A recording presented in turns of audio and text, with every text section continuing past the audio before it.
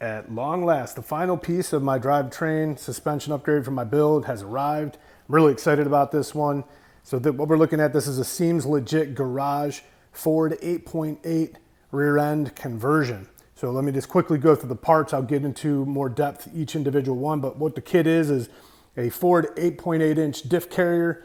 It's been rebuilt by Seems Legit Garage. It has a carbon clutch LSD. I've also increased my gear ratio to 3.08. We're looking at a single solid aluminum drive shaft, which is going to be fantastic to get rid of the BMW two-piece sloppy drive shaft that comes on these cars. And then what I'm really excited about are the G-force axles with the billet stubs. This kit right here is basically indestructible for pretty much any E92 build out there because it's rated to 1200 plus horsepower. So for most of the builds you're seeing online and that people have, I mean, I don't know that many E92s are pushing that sort of power. I think eventually the platform will get to that point. So this kit will definitely be the kit of choice for people who are building very high horsepower. Now my car's not going to come close to 1200. I'll probably be just a little bit over halfway to 1200 when my build is done. But what I was looking for is a quality kit that is tried and true. I don't have to worry about snapping axles and all of that BS that comes along with these sort of builds. So what I'm going to do is I'm going to go through each individual part a little bit more thoroughly, and then I'm going to go through the steps to install it on my car. Here's our side-by-side comparison of the Ford unit versus the factory BMW open diff, non-LSD, whatever the heck you want to call it. We all know this sucks, but side-by-side, you can see that the Ford unit is noticeably bigger. Now you'll see I have my scale in the background. I've already gone ahead and weighed both of these. I'm not going to try to pick these heavy things up with one hand while I hold the camera in the other. But what I did is when I weighed it, I made sure that the brackets that come with this kit were on so I could get an accurate weight of what all is included in the kit versus the factory BMW unit. And what I came up with is this, how it's set up weighs 76.6 pounds. The BMW unit weighed in at 82.2, so it's about a 5.6, we'll call 5.5 pound weight reduction going to the larger, more sturdy 8.8 Ford conversion. Here we have the factory drive shaft, just got it out of the car actually. I've laid it next to the SLG single piece aluminum 3.5 inch drive shaft, and you'll notice right off the bat, this component right here is a lot more stout looking. Now, what a lot of people don't know is the BMW unit that comes on these cars is a two-piece. You'll notice it has a carrier bearing here with a U-joint assembly. Now, this makes it a little bit more sloppy, but more importantly, these cars are, especially the high miler versions, are prone to failure at this point. Also, too, cars with more power have a higher failure rate here. And if memory serves me correctly, when you have a two-piece drive shaft, you get more parasitic power loss from this versus just a single piece unit. So that should help out in that regard too. Now this drive shaft here has just a domestic style U-joints at both the front and the rear of the drive shaft, which is a little bit different than the setup that BMW uses in the rear. This adapter plate allows me to connect this directly to the DCT trans. That's what one of the components that comes with this kit. Now when I get into the install, I'll cover that a little bit more thoroughly. As I did with other parts, I put this on the scale. Now this unit, the SLG unit, came in at just under 19 pounds, and the factory unit came in at just under 22 pounds. It's about a 2 pound or so difference in rotating mass. So although the mindset for this modification is certainly not to save weight, it's a cherry on top, right? We're doing this modification, we want to be able to put power to the ground, we want to do it reliably, and we want to do it without breaking components. But to me, saving a little bit of weight, especially in the rotating mass arena, is going to help put that power down and get more power out of the car. Next thing we'll do is we're going to move to the axles. Here we are on the driver's side of the car, and you'll notice I have the wheel carrier out. It's actually out on the other side of the car too. So I wanted to take this moment in the video to talk about the delays. There's two main reasons that this car has been delayed and is still on jack stands as we get into the early part of September. The first one is something I think everybody can relate to, and that's shipping and part availability woes due to the pandemic. So I was actually originally going to do a wave track in this car, but it was 2 months delayed, and I decided to kind of call an audible, canceled that order, and pivoted to the Seems Legit Garage install that I'm doing now. And I'm a lot more happy that I'm doing that because of how sturdy the components are. Now, the other delay is the fact that both of my factory axles are frozen into the hub. Now, that is a notorious thing on these cars, depending upon how they were treated, how high the mileage is, what part of the country they're in. And the fact that these are frozen in, and it was a southern car, is kind of strange to me. Maybe it's the heat, I don't know. But there are various ways that a lot of people are able to persuade these axles to come out. I use all of those methods and then some. So I broke a couple pullers, got a new puller, used a puller, heat, and a sledgehammer and heat, and then eventually put both into my 20-ton shop press. And all I succeeded in doing was bending one of the lobes where the caliper bracket mounts. And then when I tried to put all this back into the car, the caliper bracket was touching the rotor and no good. So rather than try to put it back on the press, continue to try to get the axles out and bend that lobe back, I decided to open up my wallet and make this problem go away. So I'm going to source 2 new wheel carriers. Well, new to me. We're going to source them from salvage. Hopefully I don't have to buy new ones because they're very expensive. Now the downside to that is I had already pressed in my new ball joint for the control arm and the ball joint conversion for the trailing arm. So I have to press those old ones out, press these out, press them into the new wheel carriers, and that sucks. But again, it's all going to be worth it once I can finally get the car on the road and start to drive it. So what I wasn't able to do is get these weighed and be able to show the difference in weight. So what I did is I looked online, did some research, and from what I can gather, 13 to 15 pounds is what the factory axles weigh. Now when I weighed these G-Force axles, the one is 27 pounds, the other is 28 pounds. So we're adding almost double the weight. It's not what I expected, but I'm still happy. We didn't do this build because we wanted to lower the weight. It was just, an added benefit potentially. But anytime you're using axles in a drive, a drive shaft and all that, that's good for 1,200 horsepower, you're going to expect those components to be a lot more beefy and, of course, way more. So all of the weight savings that I gained by doing the 2-piece rotors and the lighter wheels, I'm giving that some and then some back on this. But again, I'm very, very excited to have a car that gives me confidence to be able to do whole shots without worrying about snapping axles and all of those things. So the next thing I want to do is I want to move on to the install. So we're going to start by putting in the diff. I want to go over the bracket and the addition of an additional diff bushing. All right, so here's the diff. Now what I went ahead and did is I cleaned it up and put a fresh coat of paint on it to make it look good. So I'm going to go over the brackets now. So this is the bracket for the rear. Now this will mount right to here. So I'll go ahead and put that on, and when you install it, you want this bracket already on the diff. And then this bracket right here goes to the front of the diff. And you'll notice that Seems Legit already has 2 aluminum bushings here, so you don't get any rubber or poly or anything. You get the nice solid aluminum bushings. So this will actually slide into there. I'm going to go ahead and mount this to the car. And another thing I want to go over is the option for a 4th diff mount here if you have a non-M subframe. So I'll have to be under the car and I'll kind of show you how that works. All right, here we are under the back of the car. This is the rear of the subframe, and you'll notice these holes, and this goes all the way through. There's a hole on the other side. This is a non-M subframe. That's where we're going to do the 4th mounting point that the bracket has the option for. So there's the front mounting points. This is the rear mounting points. So these are the normal factory points. You'll notice I have some polyurethane bushings in both the front and the back, and then I'll have this aluminum bushing that's going to go here in this 4th mount point option.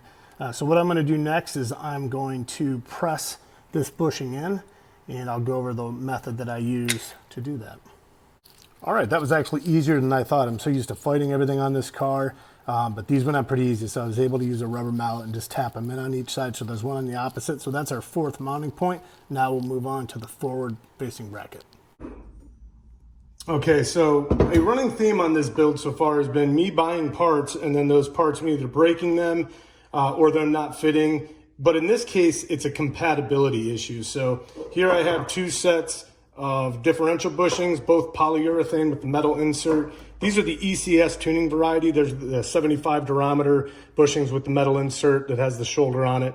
So wouldn't you know it, these stick out further than the stock or any other aftermarket. So they have it kind of lip over here. That was just enough space for this bracket from Seems Legit Garage to not fit. So what we have here is a problem where these are too big. So it was about a 2-day setback, cost me 2 days in the build. I had to order new AKG bushings that are the same size as the factory diff bushings. and I just had to get under the car and pound these out, which was not fun. So if you're doing this install and you're planning on using the ECS tuning diff bushings, you'll want to choose something else because these are not compatible with this custom bracket on this kit. Okay, so we got it installed. So keep in mind, I'm underneath my car on jack stands, so I don't have a lift in my garage. But there's the rear diff, that's the stock factory location, and then that bolt right there is going through the additional fourth option, which you don't have to use, but I chose to use just because I really want this diff to be sturdy. So if we come on the other side of the subframe, you'll be able to see the bracket on the diff carrier. Sorry, it won't focus. And then that bolt going through. And then here, the bracket on the diff carrier and the bolt going through the subframe. All right, and then if we move to the front, you'll see the factory mounting location and then the bracket installed and then going through the diff bushings here. They're solid aluminum, by the way, that Seems Legit Garage uses. So this is kind of how it's formatted. Now, I want the record to state that I put this 78-pound-ish diff in by myself on my garage floor, so it was kind of a pain in the ass. But the only thing to write home about is some of the bolts were a little tight, and I had to shimmy it back and forth, but nothing an experienced mechanic should struggle with much. Was able to get it in, everything torqued down, and other than that, there's nothing to write home about. Now, we're going to move on to the drive shaft, which is going to be kind of the next piece of the install. So I'll go ahead and get started on that and get the video. Looking at the back of the transmission at the output flange here, we're going to install the adapter for the drive shaft. So it's a pretty straightforward process. So the adapter has 3 fasteners, all of which will be recessed here. You'll see, so I'll go ahead and install this with factory torque specs, and then these 4 holes here where you will install the drive shaft flange. So I'll go ahead and get this installed, get a shot of it, and then we'll move on to the drive shaft. Flange installed. It's a pretty straightforward process. One thing I want to mention is you'll have to have the car in neutral to be able to spin the drive shaft when you take it off, and then to be able to spin this flange to tighten the fasteners when you put this on. If you have a manual car, it's pretty easy to put it in neutral, but if you have an automatic or a DCT car like I have, and the battery is dead like mine is because it's been sitting on jack stands all summer, you'll peel back the leather shift boot, and then there's an emergency neutral switch that you can engage that will allow you to have the trans in neutral, and then you can spin the drive shaft and the flange. Also, too, I wanted to note, just so you know, these are standard fasteners. The rest of the kit uses metric fasteners. Here they use standard for whatever reason. The flange is straight through holes and not threaded, which allows them to get away with that. But I just wanted to save somebody the hassle of climbing back out from under the car like I had to do to get standard tools. Next, we'll move on to the drive shaft and finish this aspect of the install. Drive shaft installed. Looks clean, fits perfectly. So getting the drive shaft in place when you already have the transmission and the diff in the car, you'll note that this area right here on the drive shaft gives you some plunge in and out. If you push this in at the rear, that'll allow you to get the U-joint and the flange up and into the recess for the diff. But other than that, you know, it's pretty straightforward. Once you get this in place, you just put the fasteners in. One thing I would note as well is you'll see the kit uses these cap end socket screws here. I use these type of Allen head sockets. There's not enough room to get these in without them getting stuck or stripping out the end of the socket. So what I use is just an 8mm Allen key with a breaker bar in the end of it, and got everything tightened down. So just be aware of that too. Okay, so this is gear oil I'm gonna use in the diff. This is what was recommended by Seems Legit Garage. It's a Redline synthetic GL5, and the weight on it is 75 W140. I'm gonna go ahead and get it put in with this transfer pump that I got from AutoZone. The hoses are back here. But the break-in process that was recommended by them is to add it in, take it out for about 300 miles, or in a perfect scenario, take it out for a track session, then drain that gear oil out, refill it with this exact same stuff right here, and you should be good to go and broken in. So I'm gonna go ahead and do that real quick off camera, and then I'm gonna move to the axles. Wasn't able to film the process of putting the axles in. I needed both hands, but it's pretty straightforward. You're just taking the axle, you're pushing it straight into the diff until it clicks, If you need to, you can persuade it like I did with a dead blow hammer. Just make sure you don't mess the threads up. But you're not going to hurt anything by tapping it in here and, you know, getting the axles in. I have the axle one on the reverse side. Now for me, it's easy because I am replacing my wheel carrier. I actually was able to source some in the last couple of days, so I'll be doing that next. But, you know, if you're going to keep your wheel carrier and why you do this, you can take the axles apart here and just reassemble the stub. I know on SLG's video of their install, that's how they did it. So there's a lot of different ways you can approach it, but it's pretty straightforward. So next thing I'm going to do is I'm going to move on to installing the exhaust, and we'll go from there. Keeping in tradition with this build so far, yet another hang up. So you'll see right here, I have the exhaust installed and it's on the hangers correctly and attached up there at the downpipes, but we're rubbing on the axle boot, the inner axle boot. It's close to that on the driver's side as well. It's hard for me to film this, but there's also this section right here of the exhaust is rubbing on the drive shaft toward the back of it. So I'm going to have to get this exhaust modified. I really want to keep this exhaust. This is the BMW Performance exhaust that comes standard on the 335 IS. So what I'm going to do is I'm going to take the exhaust back off. I'm going to take it to a local shop around here that does really good work, and I'm going to have them just essentially cut these two areas out here. Here and here, and just have them droop them to clear the axles on both sides, and then again here. At that point, I'll probably have them open up these places where the stock exhaust kind of gets crunched down. So who knows how long that's going to take. It's going to delay the build just just that much more. But I'm going to cut the video here. I appreciate everybody watching it. I at least was able to get the bulk of the install and information on this particular upgrade on film here. So what I will do, and I'm itching really to kind of get this car on the road, but what I will do is get the exhaust on after I get it modified, get this car on the road, get it aligned and shook down, and finally be able to give everyone a good first impression on not only this modification, the 488 rear end swap, but also all of the other suspension components that I've put on this car. I mean, at this point, I'm $12,500 into drivetrain and suspension on this car, and I'm itching to see how it feels, and I'm itching to give feedback on how it's all come together. So please stay tuned. I'm going to try to get a quick turnaround in this video once I get the exhaust modified. Thanks, everybody.